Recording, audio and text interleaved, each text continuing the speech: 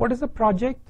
There will be separate sessions which will go into project management, which will try and define project in greater detail. But for this session, again, projects are subject to different interpretation.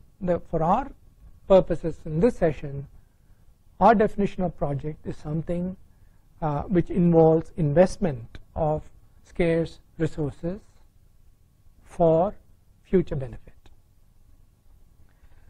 For our purpose, a project is also something which can be planned, financed, and implemented as one unit.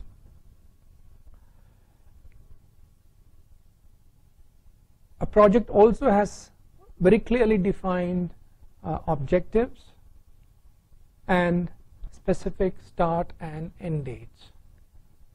There are other boundaries also for a project. There could be geographical boundaries. For instance, if this is an e-government initiative for a particular district, then the district's geography defines the boundary for this e-government initiative. Of course, there are national level e-government initiatives, there are state level e-government initiatives.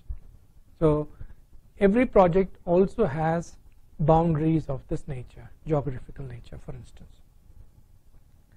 It's important for us to understand that project is a difficult concept, because very often loosely defined projects which don't have very clear goals, which do not have very clear structures, which do not have a clear funding plan, they tend to get initiated.